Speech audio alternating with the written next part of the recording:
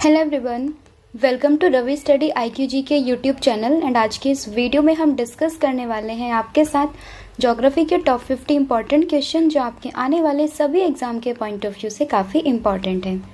यदि आप किसी भी एग्जाम की तैयारी कर रहे हैं और उसमें ज्योग्राफी जो है वो पूछी जाती है तो आज की ये वीडियो आपके लिए काफ़ी यूज़फुल होने वाली है। सभी क्वेश्चन जो मैंने इसमें रखे हैं काफ़ी सेलेक्टेड है, एग्जाम ओरिएंटेड है और सभी PYQ क्वेश्चंस को मैंने इसमें डिस्कस किया है। आज मैं डिस्कस कर रही हूँ उसका सेट नंबर 3। इससे पहले 2 सेट आपके लिए ऑलरेडी अपलोड किए जा चुके हैं, चैनल पर आप जाकर विजिट कर सकते हैं। तो शुरू करते हैं आज की वीडियो। उससे पहले आप सभी के लिए एक इन्फॉर्मेशन है, यदि आप हमारी कोई भी पेड PDF को परचेज करना चाहते हैं तो आप हमारी वेबसाइट जिसका नाम है www.ravibooks.pdf.com इस पर विजिट कर सकते हैं। लिंक आपको डिस्क्रिप्शन में मिल जाएगी, जहां पर जाकर आप हमारी सभी PDF को देख सकते हैं। रिसेंटली अभी हमारी एक नई PDF लॉन्च हुई है जो कि है पॉलिटी की। सभी कंटेंट जो है वो एग्ज़ाम ओरिएंटेड है। अगर आप एक बार उस कंटेंट को पढ़ लेते हैं तो जितने भी एग्जाम्स में क्वेश्चन पूछे जाते हैं पॉलिटी से, आप उनको ईजिली सॉल्व कर पाएंगे और वो भी हमारी वेबसाइट पर अवेलेबल है। तो शुरू करते हैं वीडियो, जिसका पहला प्रश्न रहेगा कि पृथ्वी का विषुवतीय व्यास ये लगभग कितना होता है। तो यहाँ पर आपसे पूछा है अर्थ का इक्वेटोरियल डायमीटर। देखिए, अर्थ के इक्वेटोरियल डायमीटर की बात करें तो ये होता है 12,756। तो ऑप्शन नंबर जो B है आपका यहाँ पर सही हो जाएगा, यानी कि अर्थ का इक्वेटोरियल डायमीटर ये है 12,756। वहीं अगर आपसे पूछे पृथ्वी का ध्रुवीय व्यास तो ये अलग होता है, वो कितना होता है, तो ये होता है आपका 12,714 किलोमीटर। ठीक है। अब देखिए, आपसे पूछा है विषुवतीय व्यास तो ये होगा 12,756। वहीं अगर आपसे पूछते ध्रुवीय व्यास तो ये होता 12,714। तो इस क्वेश्चन का सही आंसर होगा ऑप्शन नंबर B। अब कई बार क्या होता है ना, एग्जामिनर क्वेश्चन में पूछता है कि पृथ्वी के विषुवतीय व्यास और ध्रुवीय व्यास का बीच का अंतर कितना है। तो आप सिंपल क्या करेंगे, 12,756 में से 12,714 को माइनस करेंगे और जो भी आंसर होगा वो मतलब जो भी इनका डिफरेंस होगा वही इनका आंसर हो जाएगा। ठीक है। तो अगर आपसे पूछते विषुवतीय व्यास तो है 12,756, ध्रुवीय व्यास तो ये है आपका 12,714 और इन दोनों का अंतर तो ये हो जाएगा 42 किलोमीटर। तो इतनी इन्फॉर्मेशन आपको यहाँ पर ध्यान रखनी है। बढ़ते हैं नेक्स्ट क्वेश्चन की तरफ, जो है दुनिया की सबसे बड़ी मीठे पानी की झील ये कौन सी है, यानी कि वर्ल्ड की लार्जेस्ट फ्रेश वाटर लेक कौन सी है। तो देखिए, ये हो जाएगी आपकी लेक सुपीरियर। तो ऑप्शन नंबर जो A है आपका यहाँ पर सही हो जाएगा, यानी कि जो लेक सुपीरियर है ये पूरे विश्व में मीठे पानी की फ्रेश वाटर की झील है। तो ऑप्शन नंबर A आपका यहाँ पर सही हो जाएगा। अब देखिए, मैप में आप देख सकते हो ये आपके पास 5 लेक होती हैं जिनको 5 ग्रेट लेक के नाम से जानते हैं। कौन कौन सी है, lake superior, lake Michigan, lake Huron, lake eri और लेक ओंटारियो।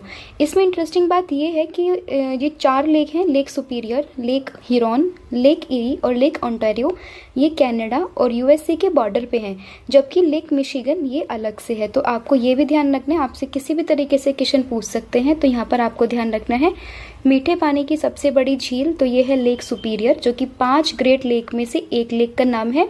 और वही बात करें अदर जो 4 लेक हैं आपकी जो 5 ग्रेट लेक बनाती हैं तो ये Michigan, lake Huron, lake eri और लेक ओंटारियो। और इनमें से 4 लेक ऐसी हैं जो USA और कनाडा के बॉर्डर को बनाती है, जबकि जो लेक मिशिगन है ये USA और कनाडा का बॉर्डर नहीं बनाती, ये कम्प्लीटली कहाँ पर है, USA में है। तो ये भी आपको यहाँ पर ध्यान रखना है। बढ़ते हैं नेक्स्ट क्वेश्चन की तरफ, जो है वियना जो ऑस्ट्रिया की कैपिटल है वो किस नदी के किनारे बसी हुई है। तो देखिए, वियना की अगर हम बात करें तो ये कौन सी नदी के किनारे बसी हुई है, आपसे ये पूछा है। सबसे पहले ध्यान रखना, ऑस्ट्रिया और ऑस्ट्रेलिया दोनों ही अलग कंट्री हैं। ठीक है। कई बार बच्चे तो इसी में कंफ्यूज हो जाते हैं कि ऑस्ट्रिया और ऑस्ट्रेलिया दोनों सेम कंट्री है, तो ध्यान रखना ये दोनों अलग कंट्री हैं। बात करें यहाँ पर वियना की बात आई है, यानी कि ऑस्ट्रिया की कैपिटल, तो ये कौन सी नदी के किनारे बसा हुआ है, तो ये है डैन्यूब। तो ऑप्शन नंबर जो A है आपका यहाँ पर सही हो जाएगा। अब देखिए, वियना की बात आई है तो वियना से रिलेटेड एक चीज़ आपको और याद रखनी है कि यहाँ पर एक बहुत ही इंपॉर्टेंट एजेंसी है, उसका मुख्यालय है। वो एजेंसी कौन सी है आपकी वियना में, यह है अंतर्राष्ट्रीय परमाणु ऊर्जा एजेंसी। तो ये भी आपको यहाँ पर ध्यान रखना है। ठीक है। तो आपसे पूछा है कि वियना जो ऑस्ट्रिया की कैपिटल है किस नदी के किनारे बसी हुई है, तो ये है Danube, option number A। Other option को डिस्कस करें तो देखिए यहाँ पर टाइबर है, टाइबर के किनारे कौन सा शहर बसा हुआ है, तो ये रोम है। टेम्स की बात करें तो ये इसके किनारे बसा हुआ है लंदन, और हडसन की बात करें तो ये है न्यूयॉर्क। तो ये भी आपको ध्यान रखना है। कई बार एग्जामिनर जो है क्वेश्चन को थोड़ा ट्विस्ट भी कर देता है, कहते हैं ना पीवाईक्यू काफ़ी इंपॉर्टेंट होते हैं, क्यों? क्योंकि उसके ऑप्शंस को भी आपको पढ़ना चाहिए, ठीक है, यानी कि उनके ऑप्शन से जो भी क्वेश्चन बन सकते हैं उनको भी आपको ध्यान रखना है। तो यहाँ पे आपसे पूछा वियना ऑस्ट्रिया, तो सही आंसर होगा ऑप्शन नंबर ए, जो कि है आपका डेन्यूब। नेक्स्ट क्वेश्चन है आपका कि पिग्मी जनजाति ये कहाँ से जुड़ी हुई है। तो पिग्मी जनजाति की अगर हम बात करें तो ये आपको देखने के लिए मिलेंगे अफ्रीका में, ऑप्शन नंबर सी।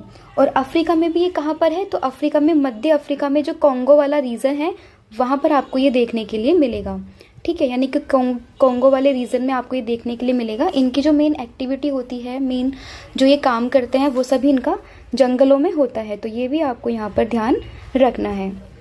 नेक्स्ट है आटाकामा मरुस्थल किस दक्षिण अमेरिकी देश में स्थित है। तो आटाकामा मरुस्थल की बात करें तो ये दक्षिण अमेरिका, जो कि हमारा एक कॉन्टिनेंट है, टोटल कितने कॉन्टिनेंट है, 7, उसमें से एक कॉन्टिनेंट है दक्षिण अमेरिका, तो उसका ही एक देश है जो कि है चिली, वहाँ पर आपको देखने के लिए मिलेगा आटाकामा मरुस्थल। तो इसका सही आंसर होगा ऑप्शन नंबर ए। तो आटाकामा मरुस्थल कहाँ है, तो ये चिली में है। अदर ऑप्शन को डिस्कस करें, देखिए बोत्सवाना में आपको कालाहारी मरुस्थल करके एक है, वो देखने के लिए मिलेगा। चाइना में आप कह सकते हो टकलामाकन एक मरुस्थल है, और यूएसए की अगर हम बात करें तो यहाँ पर आप कह सकते हो कोलोराडो प्लेट्यू है यहाँ पे एक, ठीक है, तो ये भी आपको ध्यान रखना है। तो क्वेश्चन में पूछा है आटाकामा मरुस्थल, तो ये कौन से कॉन्टिनेंट में, ये भी क्वेश्चन बन सकता है, तो आंसर होगा दक्षिण अमेरिका यानी कि साउथ अमेरिका। और अगर पूछे किस देश में है तो आएगा आंसर चिली। तो दोनों ही तरीके से आपको इसको याद रखना है। फिर है कि विश्व में सबसे अधिक कॉफी उत्पादक देश कौन सा है। तो सबसे ज्यादा जो कॉफी का उत्पादक देश है ये है ब्राजील, ऑप्शन नंबर डी, यानी कि सबसे ज़्यादा जो कॉफ़ी प्रोड्यूस करता है कोई देश तो ये है ब्राज़ील। इसके बाद नंबर आता है वियतनाम का, और फिर आता है कोलंबिया, ठीक है। तो टॉप 3 कंट्रीज़ यही हैं जो कि कॉफ़ी का प्रोडक्शन करती है। पहले है ब्राज़ील, फिर वियतनाम एंड देन कोलंबिया। तो ये चीज़ें आपको यहाँ पर ध्यान रखनी है। नेक्स्ट क्वेश्चन है आपका, विश्व हरित क्रांति के जनक कौन थे। तो विश्व हरित क्रांति की यहाँ पे बात की गई यानी कि वर्ल्ड ग्रीन रेवोल्यूशन, तो इसके जनक ये थे Norman Borlaug, option number C आपका यहाँ पर सही हो जाएगा। देखिए यहाँ पर विश्व की बात की गई है तो विश्व में तो थे नॉर्मन बोरलॉग, वहीं अगर यहाँ पे पूछते भारत में हरित क्रांति के जनक, तो भारत में हरित क्रांति के जनक ये थे MS स्वामीनाथन, ठीक है। तो दोनों ही आपके जो ऑप्शन है वो और क्वेश्चन जो है वो अलग अलग है। विश्व की बात करते तो आंसर होता नॉर्मन बोरलॉग। अगर आपसे पूछते भारत में हरित क्रांति के जनक तो ये थे MS स्वामीनाथन। वर्गीज कुरियन की बात करें तो ये श्वेत क्रांति से संबंधित है, मिल्क मैन ऑफ इंडिया के नाम से भी इनको जानते हैं। और अगर हम एरिस्टोटल की बात करें तो फादर ऑफ बायोलॉजी यानी कि जीव विज्ञान के जनक इनको कहा जाता है। तो ये चीज़ भी आपको यहाँ पर ध्यान रखनी है।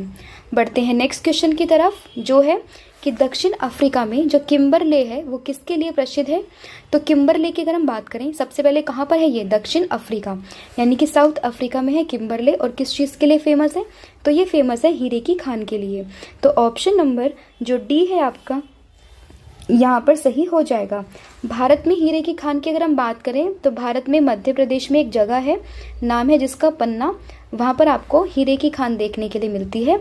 और किम्बरले भी किस चीज़ के लिए फेमस है, हीरो की खान के लिए ही फेमस है। ये भी आपको यहाँ पर ध्यान रखना है।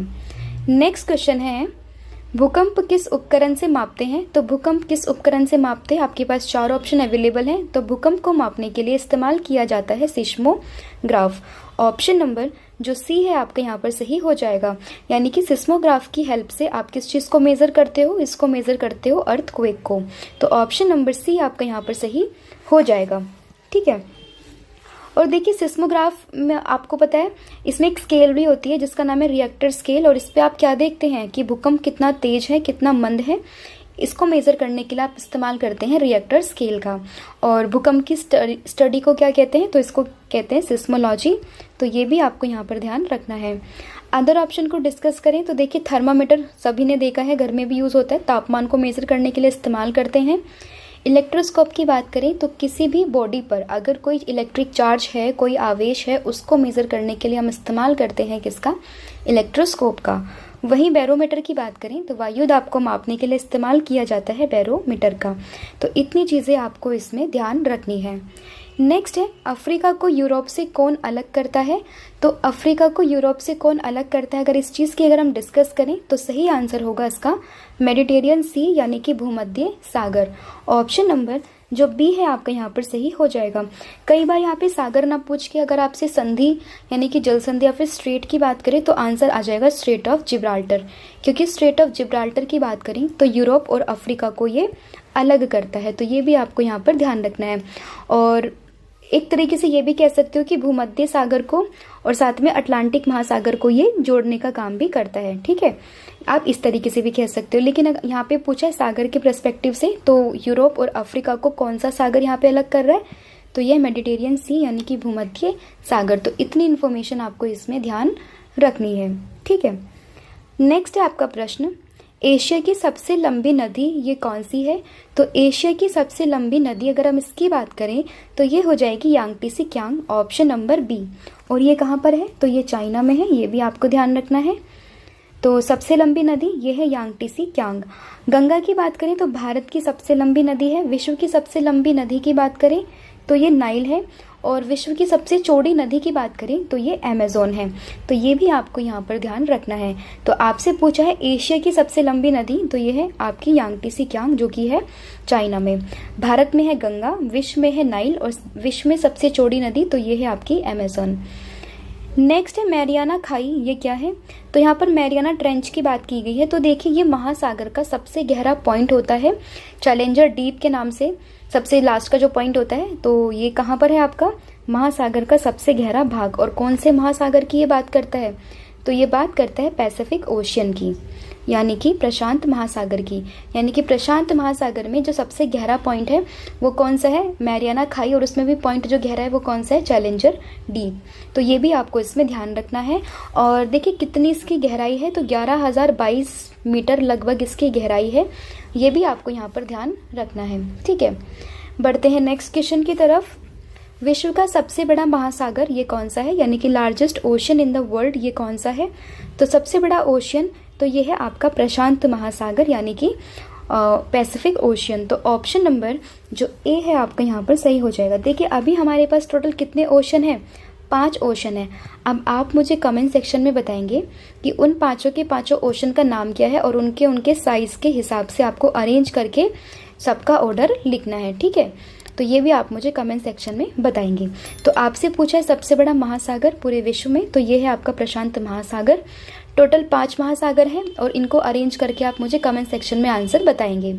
बढ़ते हैं नेक्स्ट क्वेश्चन की तरफ, जो है तिब्बती लोग किसे चोमुलुंगा अथवा देवी माता कहते हैं? तो तिब्बत के लोग चोमुलुंगा किसे कहते हैं? तो ये कहते हैं माउंट एवरेस्ट को, जो कि विश्व की सबसे ऊंची चोटी है। ऑप्शन नंबर जो बी है आपका यहाँ पर सही हो जाएगा, ऑप्शन नंबर बी। इसकी जो हाइट होती है देखिए वो लगभग 8,848 मीटर के अराउंड रहती है, वेरिएशन करता रहता है 1-2 मीटर का। तो ये भी आप ध्यान रख सकते हो, लेकिन ऑन एन एवरेज जो इसकी हाइट रहती है वो 8,848 मीटर ही रहती है।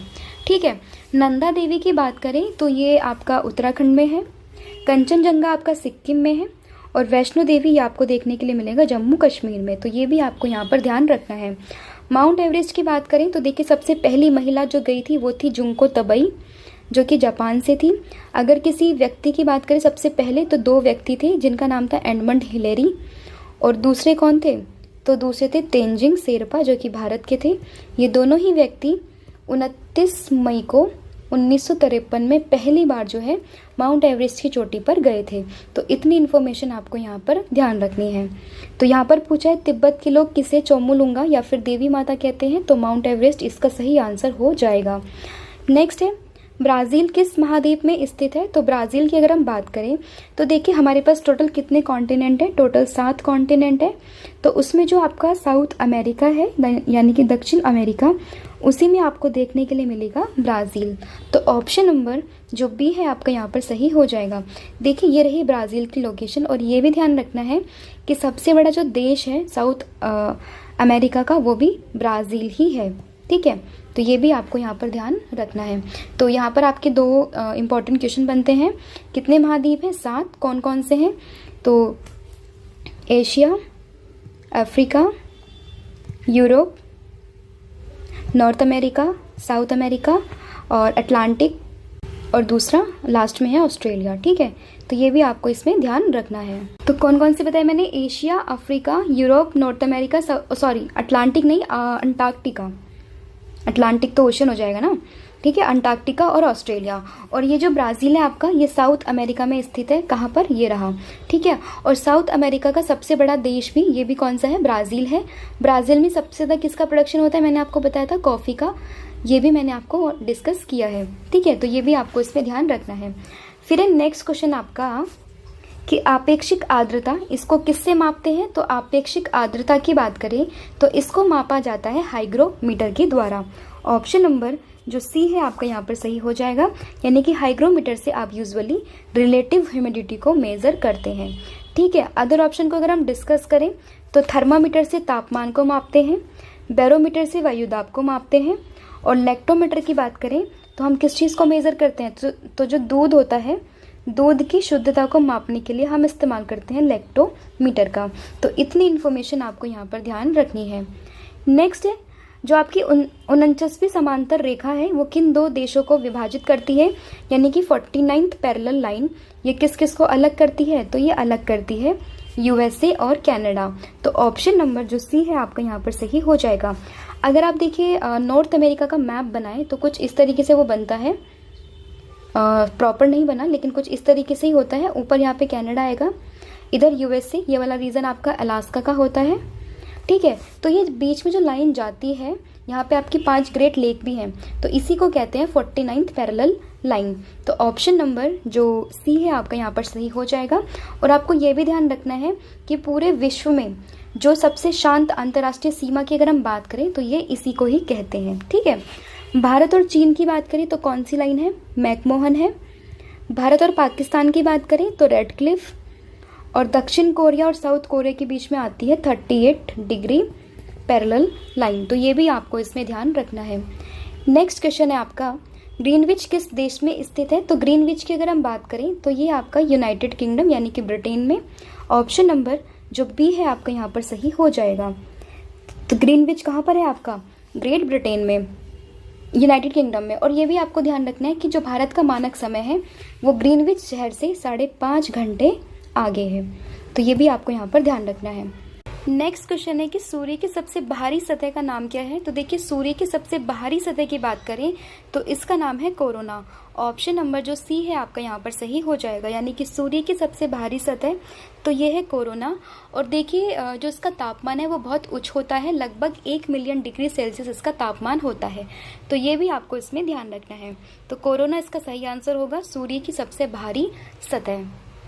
नेक्स्ट क्वेश्चन है आपका, आकाश में सबसे चमकदार तारा ये कौन सा है? तो आकाश में सबसे चमकदार तारे की बात करें तो ये है साइरस। Option number D. तो सबसे चमकदार तारा हमारे जो आकाश में है वो है साइरस। ऑप्शन नंबर डी आपका यहाँ पर सही हो जाएगा। अब देखिए ये है आकाश में सबसे चमकदार तारा। अगर हम बात करें पृथ्वी के निकट का तारा, तो पृथ्वी के निकट का तारा ये है सूर्य, और सूर्य के पास में जो सबसे निकटतम तारा है तो ये है प्रोक्सिमा सेंचुरी। तो ये भी आपको ध्यान रखना है। साइरस की बात करें तो देखिए ये जो है डॉग स्टार के नाम से भी जानते हैं, और कौन से तारामंडल में स्थित है? तो जिस तारामंडल में ये स्थित है उसका नाम है कैनिस मेजोरिस। तो ये भी आपको यहाँ पर ध्यान रखना है। बात करें नेब्यूला की तो देखिए ये अंतरिक्ष में धूल और गैस के बादल होते हैं। और बुध की बात करें तो हमारे जो ग्रह हैं 8, उनमें से सबसे छोटा ग्रह ये बुध ही होता है। तो आपसे पूछा है आकाश में सबसे चमकदार तारा, तो इसका आंसर होगा Cyrus. Option number D. Next है सूर्य में नाभिकीय ईंधन ये क्या है? तो नाभिकीय ईंधन की बात करें सूर्य में तो ये है आपका हाइड्रोजन। ऑप्शन नंबर सी। तो ऑप्शन नंबर जो सी है इसका सही हो जाएगा कि सूर्य में जो ऊर्जा का स्रोत है वो कौन सा नाभिकीय संलयन है, और जिस एलिमेंट का इस्तेमाल करते हैं वो कौन सा है? तो वो है हाइड्रोजन। तो ये भी आपको इसमें ध्यान रखना है। हाइड्रोजन की बात करें तो जो हमारी आवर्त सारणी यानी कि पीरियोडिक टेबल होती है तो ये पहला एलिमेंट होता है। 3 इसके आइसोटॉप्स होते हैं, प्रोटियम, ड्यूटीरियम, और ट्राइटियम। ठीक है, ट्राइटियम जो है वो एक रेडियो एक्टिव सब्सटेंस है। ड्यूटीरियम की बात करें तो भारी जल बनाने के लिए इसका इस्तेमाल करते हैं। हालांकि ये सब काफ़ी साइंटिफिक चीज़ें हो जाएंगी, तो इसको जब मैं साइंस की सीरीज शुरू होगी वहाँ पर मैं डिस्कस करूँगी। तो अभी आपको ध्यान रखना है कि सूर्य में जो नाभिकीय ईंधन है वो हाइड्रोजन होता है। अभी सूर्य जो है वो न्यूज़ में था बिकॉज ऑफ आदित्य L1, क्योंकि ये भारत का पहला मिशन है जो सोलर की स्टडी के लिए भेजा गया है। कब? 2 सितंबर 2023 को। और यहाँ पर जो L है वो लैग्रांज पॉइंट होता है। टोटल 5 ऐसे पॉइंट हमारे जो है सूर्य के आसपास स्थित है, तो ये भी आपको ध्यान रखना है। नेक्स्ट है नवा सेवा बंदरगाह परियोजना कहाँ पर स्थित है? तो नवा सेवा बंदरगाह परियोजना की बात करें तो ये स्थित है आपकी मुंबई, ऑप्शन नंबर बी। हालांकि मुंबई खुद एक बंदरगाह है, लेकिन फिर भी इसके पास एक और बंदरगाह है, क्योंकि मुंबई जो है ना वो काफ़ी बिजिएस्ट, काफ़ी उसमें वर्कलोड है, तो उसी के वर्कलोड को कम करने के लिए एक और बंदरगाह का निर्माण हुआ था जिसका नाम है नवा सेवा बंदरगाह। पहले इसका नाम कुछ और था, जो कि था आपका जवाहरलाल नेहरू के नाम से भी इसको जानते हैं, और ये भारत का सबसे बड़ा कंटेनर बंदरगाह है। ये भी आपको यहाँ पर ध्यान रखना है। तो आपसे अगर पूछा जाए कि जवाहरलाल नेहरू बंदरगाह ये कहाँ है, तब भी आंसर मुंबई ही होगा, और नवा सेवा बंदरगाह पूछे तब भी आंसर मुंबई ही होगा। तो दोनों ही आपको ध्यान रखना है। नेक्स्ट आपका क्वेश्चन है पेरियार वन्य पशु विहार किस राज्य में स्थित है? तो पेरियार वन्य पशु विहार की बात करें तो ये स्थित है केरल में। तो ऑप्शन नंबर जो ए है आपका यहाँ पर सही हो जाएगा कि पेरियार वन्य पशु विहार ये स्थित है आपका केरल में। फिर पेरियार वन्य पशु विहार की बात करें तो ये स्थित है केरल। ऑप्शन नंबर जो ए है आपका यहाँ पर सही हो जाएगा। अब देखिए पेरियार, यहाँ पर आपका एक कैच है, पेरियार से रिलेटेड जो भी चीज़ें हैं ये आपको देखने के लिए मिलेंगी केरल में। तो क्वेश्चन में अगर पेरियार से संबंधित कुछ भी आता है तो सही आंसर होगा केरल। तो ये भी आपको यहाँ पर ध्यान रखना है। अदर ऑप्शन को डिस्कस करें तो देखिए मध्य प्रदेश में सबसे ज़्यादा टाइगर देखने के लिए मिलते हैं। सबसे ज़्यादा जो राष्ट्रीय उद्यान है ये भी आपको मध्य प्रदेश में देखने के लिए मिलेंगे। काफ़ी फेमस यहाँ पर जो एक है वो है कान्हा।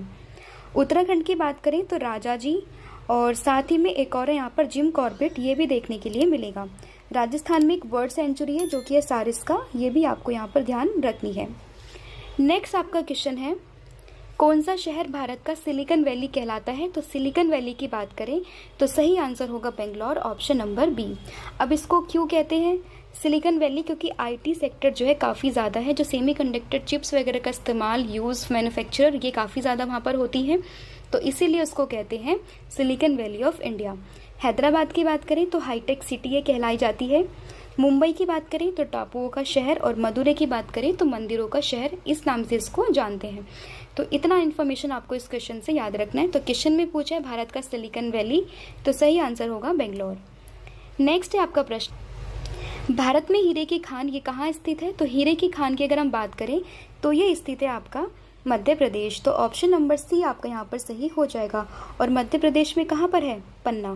तो ये भी आपको ध्यान रखना है। नेक्स्ट आपका प्रश्न है कि आपको दो सूची दी गई है, आपस में इसको मैच करना है। तो देखिए कॉर्बेट नेशनल पार्क ये स्थित है कहाँ पर? तो ये आपका भारत का पहला नेशनल पार्क है जो कि है उत्तराखंड में। हजारीबाग की बात करें तो ये है झारखंड में। कान्हा की बात करें तो ये है मध्य प्रदेश में। और काजीरंगा तो ये है असम में।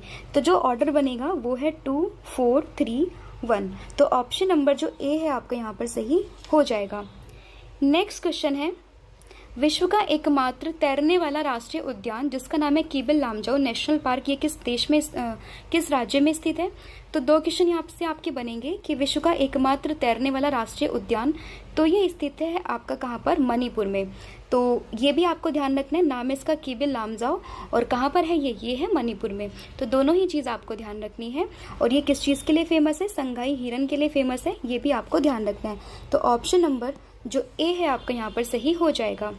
नेक्स्ट है आपकी दो सूची, आपको राष्ट्रीय उद्यान मैच करने हैं यहाँ पर।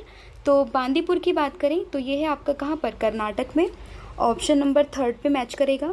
दुधवा की बात करें तो दुधवा मोस्ट इंपॉर्टेंट है, उत्तराखंड उत्तर प्रदेश में है, स्टार्क मार्क कीजिए, काफ़ी बार एग्जाम में पूछा है। सिमलीपाल की बात करें तो उड़ीसा में है, और सारिस्का की बात करें तो राजस्थान में है। तो जो मैच बनेगा वो है 3, 4, 2, 1। ऑप्शन नंबर जो ए है आपका यहाँ पर सही हो जाएगा। नेक्स्ट है आपका प्रश्न कि दुधवा राष्ट्रीय पार्क निम्नलिखित में से किस राज्य में स्थित है? तो दुधवा राष्ट्रीय पार्क की बात करें तो ये है आपका उत्तर प्रदेश में, और उत्तर प्रदेश के कौन से जिले में है? तो ये है लखीमपुर खीरी में। और टोटल उत्तर प्रदेश में कितने ज़िले हैं, तो ये आपके 75 ज़िले, ये भी आपको ध्यान रखना है। और उसमें से एक ज़िला है लखीमपुर खीरी, वहीं पर आपको देखने के लिए मिलेगा दुधवा राष्ट्रीय पार्क। तो ऑप्शन नंबर ए इसका सही हो जाएगा। और आपको ये भी ध्यान रखना है कि इसको प्रोजेक्ट टाइगर में शामिल किया गया है। प्रोजेक्ट टाइगर यानी कि जो प्रोजेक्ट को मतलब टाइगर को बचाने के लिए इस्तेमाल मतलब यूज़ किया गया था, ये प्रोजेक्ट 1973 में लॉन्च किया गया था भारत की सरकार के द्वारा। तो ये भी आपको ध्यान रखना है। ये इतनी इन्फॉर्मेशन आपको इस क्वेश्चन से पता होनी चाहिए। और दुधवा राष्ट्रीय पार्क ये है उत्तर प्रदेश में। नेक्स्ट है नेशनल वुड फोसिल पार्क, ये कहाँ स्थित है, तो नेशनल वुड फोसिल पार्क की बात करें तो ये आपका स्थित है कहाँ पर, तो ये स्थित है जैसलमेर। ऑप्शन नंबर जो डी है आपका यहाँ पर सही हो जाएगा। और जैसलमेर कहाँ स्थित है, तो ये है राजस्थान। तो ये भी आपको ध्यान रखना है। और ये भी ध्यान रखना है कि ये एक जैव विविधता विरासत स्थल है, ठीक है। और इसको एक और नाम से जानते हैं जो कि है अकाल वुड फोसिल पार्क, ठीक है। तो ये भी आपको ध्यान रखना है। तो आपसे पूछा है नेशनल वुड फोसिल पार्क, तो सही आंसर होगा जैसलमेर, ऑप्शन नंबर डी। देखिए मैं ऑलरेडी आपको बता चुकी हूँ पीडीएफ के बारे में। पॉलिटी की पीडीएफ हमारी लॉन्च होने वाली है हमारी वेबसाइट पर। काफ़ी यूजफुल ये पीडीएफ है आपके सभी एग्जाम के पॉइंट ऑफ व्यू से, काफ़ी एग्जाम ओरिएंटेड कंटेंट है। यदि आप इसको एक बार पढ़ लेते हैं तो शायद ही एग्जाम में कोई ऐसा क्वेश्चन होगा जो आप अटेम्प्ट ना कर पाए, क्योंकि काफ़ी रिसर्च के बाद, काफ़ी एनालिसिस के बाद ये जो पीडीएफ आपके लिए बनाई गई है। हमारे जो वेबसाइट है www.ravibooks.pdf.com, वहाँ पर ये आपको इजीली अवेलेबल हो जाएगी। और पॉलिटी के साथ साथ काफ़ी सारी पीडीएफ जो है वहाँ पर ऑलरेडी अपलोडेड है, आप जाकर उन्हें भी चेकआउट कर सकते हैं। तो मैं पर्सनली आपको रिकमेंड करती हूँ कि जो ये आपकी पीडीएफ बनने वाली है पॉलिटी की, इसको ज़रूर देखिएगा। ये आपके एग्जाम के पॉइंट ऑफ व्यू से काफ़ी इंपॉर्टेंट साबित होने वाली है। बढ़ते हैं नेक्स्ट प्रश्न पर, जो कि है कान्हा राष्ट्रीय उद्यान ये किस राज्य में स्थित है। तो कान्हा राष्ट्रीय उद्यान की बात करें तो ये स्थित है आपका मध्य प्रदेश में, ऑप्शन नंबर बी। अब देखिए मध्य प्रदेश किस चीज़ के लिए फेमस है, टाइगर स्टेट के नाम से इसको जानते हैं। और सबसे ज़्यादा जो राष्ट्रीय उद्यान है वो भी आपको कहाँ देखने के लिए मिलेंगे, मध्य प्रदेश में ही देखने के लिए मिलेंगे। तो आपको ध्यान रखना है कान्हा राष्ट्रीय उद्यान ये स्थित है मध्य प्रदेश में। तो ऑप्शन नंबर बी आपका यहाँ पर सही हो जाएगा, ठीक है। असम में एक और फेमस काफ़ी मैंने आपको बताया था काजीरंगा नेशनल पार्क है, ये भी आपको ध्यान रखना है। और राजस्थान में अभी मैंने आपको बताया सारिस्का, तो ये भी आपको यहाँ पर ध्यान रखना है, ठीक है। नेक्स्ट आपका प्रश्न आएगा कि बांदीपुर प्रोजेक्ट टाइगर रिजर्व किस राज्य में स्थित है। तो बांदीपुर की अगर हम बात करें तो ये स्थित है कर्नाटक में, ऑप्शन नंबर सी आपका यहाँ पर सही हो जाएगा। और ये भी प्रोजेक्ट टाइगर के अंतर्गत आता है, जो कि टाइगर को रिजर्व करने के लिए या कंजर्व करने के लिए बनाया गया था 1973 में। और किसके द्वारा लॉन्च किया गया था, भारत की सरकार के द्वारा, ये भी आपको ध्यान रखना है। और असम की बात करें तो अभी मैंने आपको बताया कौन सा यहाँ पर एक काफ़ी फेमस है, जो कि काजीरंगा है। मध्य प्रदेश में बहुत सारे जो है नेशनल पार्क है इंपॉर्टेंट, कान्हा वगैरह इसमें काफ़ी इंपॉर्टेंट है। और राजस्थान की अगर हम बात करें तो राजस्थान में यहाँ पर आएगा सारिस्का बर्ड सेंचुरी है, काफ़ी फेमस है, ठीक है। एक गुजरात में भी है गिर नेशनल पार्क, ये भी आपको ध्यान रखना है, काफ़ी इंपॉर्टेंट है। नेक्स्ट है कि सूची आपको दी गई है, परियोजनाएं दी गई हैं, आपको इन्हें मैच करना है। तो देखिए भांगड़ा नांगल परियोजना ये कौन सी नदी पर है, तो ये आ जाएगी सतलज नदी पर। नागार्जुन की बात करें तो ये आएगा आपका कृष्णा नदी पर। टिहरी परियोजना की बात करें तो ये आएगा आपका भगीरथी पर। और हीराकुंड की बात करें तो ये आएगा आपका महानदी पर। तो देखिए भांगड़ा है सतलज पे, नागार्जुन है आपकी कृष्णा पर, टिहरी है आपकी भागीरथी पर और हीराकुंड है आपकी महानदी पर। तो सीक्वेंस है 2 4 3 1, यानी कि ऑप्शन नंबर सी आपका सही हो जाएगा। नेक्स्ट है आपका प्रश्न, पेरियार परियोजना किस राज्य में स्थित है। तो मैंने आपको बताया था पेरियार से संबंधित कोई भी चीज़ हो कहाँ पर होती है, केरल में। तो ऑप्शन नंबर जो डी है आपका यहाँ पर सही हो जाएगा कि पेरियार परियोजना ये केरल राज्य में स्थित है। और इस योजना के तहत जो पेरियार नदी पर बांध बनाकर उसके जल को वैगई नदी में जो है उसके सुरंग के माध्यम से डालना, तो ये बेसिकली इसका प्रोजेक्ट का मतलब था। तो ध्यान रखना पेरियार परियोजना कहाँ पर है, केरल पे है। और किस नदी पर है, पेरियार नदी पर ही स्थित है। तो ये भी आपको इसमें ध्यान रखना है।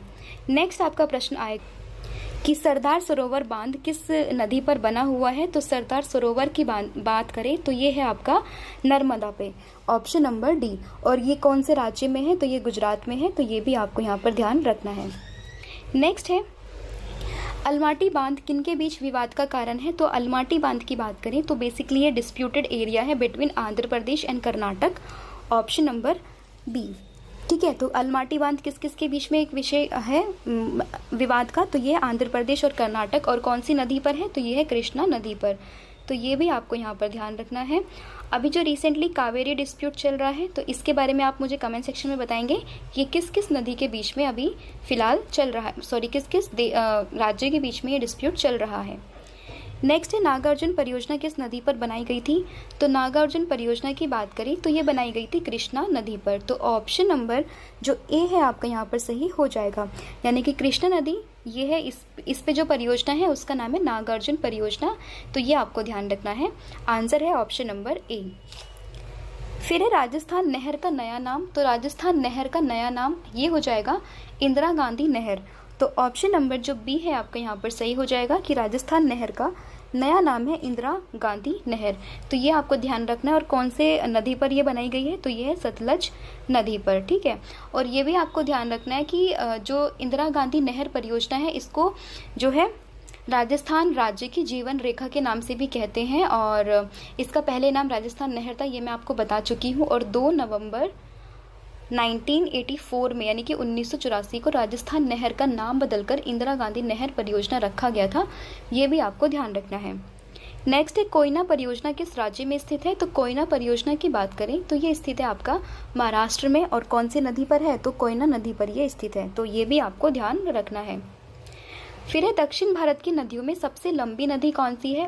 तो दक्षिण भारत की बात करें तो उसमें सबसे लंबी नदी तो ये हो जाएगी गोदावरी, ऑप्शन नंबर ए। इसको दक्षिण भारत की गंगा या फिर वृद्ध गंगा के नाम से भी जानते हैं। और दक्षिण भारत की गंगा क्यों कहते हैं, क्योंकि गंगा देखिए सबसे बड़ी नदी है हमारे भारत की, और इसीलिए दक्षिण में सबसे बड़ी है गोदावरी, तो इसलिए इसको एक उपाधि दी गई है दक्षिण भारत की गंगा। तो ये भी आपको यहाँ पर ध्यान रखना है। लूनी नदी किस में गिरती है। तो लूनी नदी की अगर हम बात करें तो ये गिरती है कच्छ के रण में। और ये ऑप्शन नंबर जो सी है आपका यहाँ पर सही हो जाएगा, ठीक है। तो देखना, ये जो लूनी नदी है वो अजमेर जिले यानी कि राजस्थान में स्थित नाग पहाड़ी से निकलती है और कुछ दूरी तय करने के बाद ये कच्छ के रण में जाकर गिर जाती है। तो ये भी आपको यहाँ पर ध्यान रखना है। कावेरी नदी निम्नलिखित में से कहाँ गिरती है। तो कावेरी नदी की बात करें तो ये पश्चिमी घाट का एक पहाड़ी है जिसका नाम है ब्रह्मगिरी पहाड़ी। वहाँ से ये निकलती है और वहाँ से निकलकर कर्नाटक और तमिलनाडु से बहती हुई बंगाल की खाड़ी में जाकर गिर जाती है। कावेरी नदी जो है अभी काफ़ी डिस्प्यूटेड है, तो ये भी आपको यहाँ पर ध्यान रखना है। तो इस प्रश्न का सही आंसर होगा बंगाल की खाड़ी, ऑप्शन नंबर ए। नेक्स्ट है आपका प्रश्न कि मिट्टी के कटाव का मुख्य कारण क्या है। तो मिट्टी के कटाव का मुख्य कारण ये है जंगलों को काटना, ऑप्शन नंबर ए। अब देखिए क्या है कि धीरे धीरे जैसे इंडस्ट्रियलाइजेशन हो रहा है तो जो जंगल है उनका कटाव काफ़ी तेज़ी से देखने के लिए मिल रहा है, क्योंकि जितनी ज़्यादा पॉपुलेशन होगी उनको रहने के लिए उतनी जगह चाहिए, अलग अलग इंडस्ट्रीज़ को सेटअप करने के लिए जगह चाहिए। तो धीरे धीरे जो जंगल है ना वो कम होते जा रहे हैं। तो इसी वजह से जो मिट्टी का कटाव है वो भी देखने के लिए मिलता है। हालांकि कारण तो काफ़ी सारे हैं सॉइल इरोजन के, लेकिन जो मेन कारण है वो है आपका जंगलों का कटना। तो ये भी आपको यहाँ पर ध्यान रखना है। नेक्स्ट है जो 49वीं समांतर रेखा है वो किन दो देशों को विभाजित करती है। तो ये मैं आपको बता चुकी हूँ, यूएसए और कनाडा इसका सही आंसर होगा। यहाँ पर 5 लेक भी हैं जिसमें से lake superior, lake Ontario, lake eri, Michigan और ह्यूरोन। तो ये भी आपको ध्यान रखना है। भारत और चीन की बात करें तो रेखा होगी मैकमोहन। भारत और पाकिस्तान की बात करें तो रेड क्लिफ। और नॉर्थ कोरिया साउथ कोरिया के बीच में 38 डिग्री पैरेलल। तो ये भी आपको यहाँ पर ध्यान रखना है। नेक्स्ट है केंद्रीय ईंधन अनुसंधान संस्थान, ये कहाँ स्थित है। तो केंद्रीय ईंधन अनुसंधान संस्थान ये स्थित है आपका धनबाद, ऑप्शन नंबर जो बी है आपका यहाँ पर सही हो जाएगा। तो सही आंसर होगा इसका धनबाद, ऑप्शन नंबर बी, ठीक है। देहरादून में देखिए क्या है, देहरादून में आपको देखने के लिए मिलेगा फॉरेस्ट रिसर्च इंस्टीट्यूट, FRI काफ़ी फेमस है, तो ये भी आपको ध्यान रखना है, ठीक है।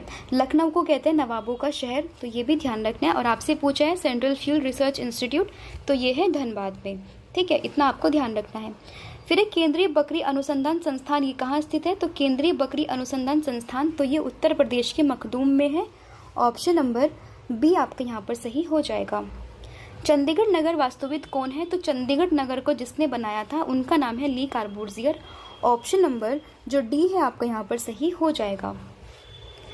क्षेत्रफल की दृष्टि से भारत का सबसे छोटा राज्य, तो सबसे छोटा राज्य क्षेत्रफल की दृष्टि से तो ये है गोवा। सबसे बड़ा है राजस्थान। पॉपुलेशन के हिसाब से बात करें तो सबसे बड़ा है आपका यूपी और सबसे छोटा है आपका सिक्किम। तो ये भी आपको यहाँ पर ध्यान रखना है। तो आपसे पूछा है सबसे छोटा राज्य क्षेत्रफल की दृष्टि से, तो ये हो जाएगा गोवा, ऑप्शन नंबर सी। फिर नाथुला दर्रा किस राज्य में स्थित है? तो नाथुल्ले दर्रे की बात करें तो ये आपको देखने के लिए मिलेगा सिक्किम में। ऑप्शन नंबर जो बी है आपको यहाँ पर सही हो जाएगा कि नाथुला दर्रा ये स्थित है सिक्किम में। नेक्स्ट है नंदी हिल्स किस शहर के पास बसा हुआ है? तो नंदी हिल्स की बात करें तो ये स्थित है बेंगलोर, ऑप्शन नंबर ए आपका यहाँ पर सही हो जाएगा। ठीक है, बेंगलोर में कर्नाटक में ये स्थित है, तो ये भी आपको यहाँ पर ध्यान रखना है। तो ये थे आपके top 50 question related to geography. तो होपफुली वीडियो आपको पसंद आया होगा। जितने भी क्वेश्चंस मैंने पूछे हैं सबके आंसर्स आप मुझे कमेंट सेक्शन में बताएंगे। आज के टेस्ट के 2 प्रश्न आपके लिए हैं कि नागार्जुन परियोजना किस नदी पर बनाई गई है, इसका आंसर मुझे कमेंट सेक्शन में बताइएगा। साथ ही में आपको ये मैच करके बताना है कि कौन सा पार्क ये कहाँ पर स्थित है। सभी के आंसर आप मुझे कमेंट सेक्शन में बताएंगे। ठीक है, इसके अलावा पीडीएफ के बारे में आपको बता चुकी हूँ कि हमारी पीडीएफ है जो कि हमारी वेबसाइट पर लॉन्च हो चुकी है। नाम है www.ravibookspdf.com। यहाँ पर आप विजिट कर सकते हैं। साथ ही में हमारा mobile application app Ravi study IQG की ये भी लॉन्च हो चुका है। लिंक आपको डिस्क्रिप्शन में मिल जाएगी, वहाँ पर जाकर आप हमारी सभी पीडीएफ को चेकआउट कर सकते हैं। तो आज के लिए इतना ही है। Thank you so much.